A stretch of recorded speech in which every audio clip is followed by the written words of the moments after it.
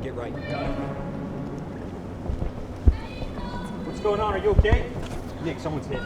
Let's go. I need help. I don't see the shooter, but we're good. Got it. Nick, he's hit. Grab the iPad. Got it. I'll call 911. Please. Oh, fuck. I got you, buddy. What happened? Fuck. Someone shot him. That way. What was he wearing? He was wearing a black hoodie, jeans, and he had a handgun. All right, man, you're gonna be okay. All right. Jefferson, I've got a gunshot wound to the right leg, the right groin, and the chest. All right, dude, I'm gonna put a tourniquet on your leg here. Oh shit. It's gonna be really tight. It's gonna hurt. Okay. Okay. I got you, dude. You're doing great.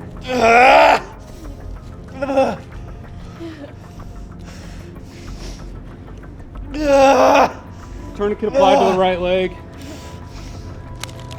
I've got a bleeding wound to the right groin here.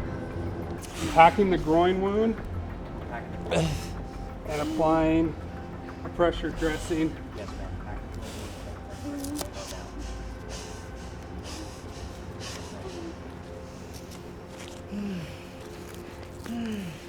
I've got a gunshot wound to the right chest. Looks like possibly a through and through. It's definitely sucking wound, so I'm going to get the chest seal going.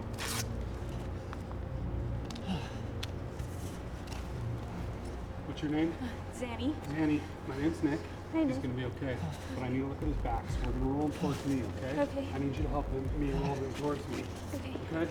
So on the count of 3, he's going to come towards me. Ready? 1, 2, 3. Here we go. You're doing okay, buddy. Yeah. Yep, I've got a through and through exit wound on the back, applying a second chest seal. You're doing great, dude. You're doing great. Second chest seal is in place. You get you warmed up, okay? Everything's taken care of from now. Okay. Ambulance is on the way. You're gonna be okay. He's gonna be okay. We've got tourniquet application of the right leg, wound packed with Slisherman pressure dressing in place on the right groin, and chest seals on the right chest from a through and through gunshot wound. He's doing okay. Copy that. 911, what is your emergency? Hundreds fled and gunfire rang out. Little children wounded, blood all over them. Put your hands up now! Hands up! 3 people dead on the California highway. The reality of the world is that bad things happen to good people, and lately, they seem to be happening more often. A lone violent attack in a back alleyway, a high-speed motor vehicle accident, a workplace mishap, a terror attack in a crowded place. These moments leave victims with traumatic injuries, and sometimes it feels hopeless. We're here to tell you it's not hopeless. Not entirely. Ordinary people like you, have the ability to change the outcome. You have the power to save a life by carrying the right tools and knowing how to use them. And in this video, we're going to walk you through the basic skills that anyone can learn. Skills that make the difference between a life lost and a life saved. Before we talk about stopping bleeding, opening airways, or managing trauma, we need to talk about the single most overlooked part of emergency response, scene safety. That phrase gets thrown around a lot in training classes. Check the scene, make sure it's safe. But in real life, this is where people freeze. They rush towards the injured person because instinct takes over. And that instinct, while compassionate, can be dangerous. When something catastrophic happens, a shooting, a collision, a machinery accident, the scene rarely stays still. There might be an active threat still present. There might be fuel leaking under a vehicle that's about to catch fire. There might be electrical hazards, broken metal under tension, falling debris, chemical spills, or crowds moving unpredictably. And so the very first thing you do is pause. You take one breath, and you assess. You listen. Are there gunshots, explosions, screams, a hissing noise that might be pressurized gas? You look. Is the shooter still visible? Is there fire, smoke, or exposed wiring? You smell. Chemicals, gas, fumes. Any sign of a hidden hazard. And then you consider your position. Am I visible? Am I exposed? Do I have an escape path? For armed citizens or law enforcement officers, you may be in a position to use your tools to make the scene safe. That might mean engaging the threat or securing an area. No matter who you are, if you walk blindly into danger and become a casualty yourself, you're no longer helping. You're multiplying the problem. Once you determine the scene is safe enough to enter, and that phrase matters, safe enough. Your next step is to activate help. Call 911. Keep it clear and focused. Your location, what happened, how many people are injured. Dispatchers don't need your life story. They need actionable information. And with that done, now we step into the real world. In trauma medicine, the first medical priority is controlling bleeding. Not because it's the first thing you notice, but it's the thing that kills the fastest. Our bodies are amazing. They can compensate for pain, shock, fear, and injury, but they cannot compensate for rapid blood loss. When someone loses enough blood volume, their organs can't function, their brain doesn't receive oxygen, and within minutes, sometimes even less, they lose consciousness. They die. This is why uncontrolled bleeding is one of the leading causes of preventable death in everything from car accidents to gunshot wounds to workplace injuries. Bleeding control is built around escalation. We always start with the least invasive option and work our way up depending on what the situation demands. Direct pressure is the foundation of every bleeding control method. If you take nothing else from this video, take this. Direct pressure saves lives every single day. Direct pressure means placing your hands or fingers firmly in the wound and applying enough force to physically compress the blood vessels. It's not gentle, it's not a light touch. You're applying deep targeted pressure with intent. When you do this right, you're substituting your hands for the patient's lost ability to constrict their vessels. You're creating the pressure that their body is failing to maintain. The story of professional hockey player Clint Malarchuk is one of the most dramatic examples we have. His carotid artery was sliced open in the middle of an NHL game. Blood was pouring out in jets, and yet he lived because their team trainer, who was a Vietnam medic, sprinted across the ice, dropped to his knees, and clamped a hand directly onto the artery. That's how powerful direct pressure can be. If it works and you don't have other things you need to take care of, hold it. Don't let go until EMS arrives. If direct pressure alone isn't enough, or you need your hands free for other tasks, calling 911, protecting yourself, assisting other victims, you escalate to a pressure dressing. These are engineered to maintain steady, reliable pressure on a wound without cutting off circulation like a tourniquet does. You're trying to trap the pressure you created with your hands. The dressings should be snug, but not restricting blood flow to the rest of the limb. If the bleed soaks through the dressing, don't remove it. Add more layers on top. Removing soaked dressing disrupts the clots forming underneath. They give you time, they give you extra hands, and they allow you to continue treating other injuries. When the bleeding is too severe, when it's arterial, or when the environment is dangerous, you escalate to a tourniquet. And here's the key. Tourniquets are not a last resort. They're not a failure. They're one of the most effective and safest tools in modern medicine. In TCCC, during care under fire, the rule is simple. Apply a tourniquet high and tight on the limb and secure it quickly. No exposing the wound, no searching, no hesitation. This is because under fire, your priority is to stop catastrophic bleeding in seconds and then get yourself and the casualty to safety. When the scene is safe, you move to deliberate tourniquet application. That means fully exposing the limb, locating the wound, and placing a second tourniquet 2 to 3 inches above the injury. Once the deliberate tourniquet is in place and you've confirmed that bleeding is controlled, you can then begin to address the originally placed tourniquet. This is done carefully and progressively.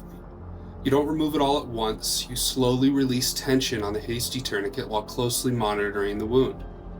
If the deliberate tourniquet is doing its job and bleeding remains controlled, you can continue to ease off the hasty tourniquet to allow blood flow or perfusion to return to the portion of the limb above the new tourniquet. But if at any point bleeding resumes, you immediately retighten the hasty tourniquet. Hemorrhage control always takes priority.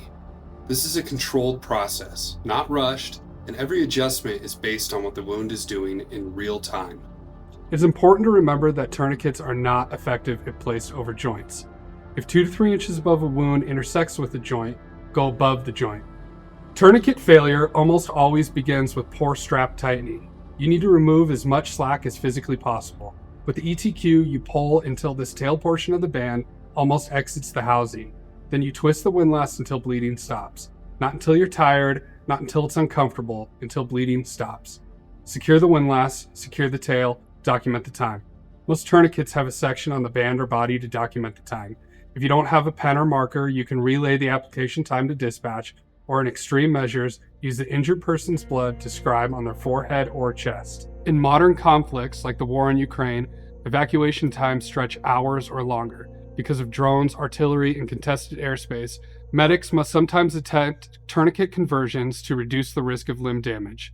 This involves slowly transitioning from a tourniquet to a pressure dressing, but only if evacuation is severely delayed and a new dressing stops the bleeding completely. This is not a beginner skill, but it highlights how dynamic bleeding control can be. When a wound is in a location where a tourniquet cannot be placed, the groin, the armpit, the shoulder, the base of the neck, we rely on wound packing. It is an uncomfortable technique, it's messy, it requires commitment, but it is incredibly effective. First, you locate the source of bleeding. You never remove clots, those are the body's natural response. You create a tight speed ball of gauze and begin pressing it into the wound with the same pressure your finger was applying. You continue packing inch by inch, never lifting pressure off the artery. When the wound is full and firm, you apply pressure dressing over the top. If you run out of gauze, clothing can work. It isn't sterile, but sterility doesn't matter if the alternative is death. The priority is stopping the bleed. Once bleeding is controlled, the next threat is airway compromise.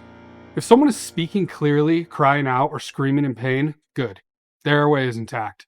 But if they're snoring, gurgling, gasping, or silent when they should be breathing, their airway is most likely compromised. The jaw thrust is simple and safe. You place your fingers behind the jaw, thumbs on the chin and mandible, and gently lift upward. This opens the airway without moving the neck.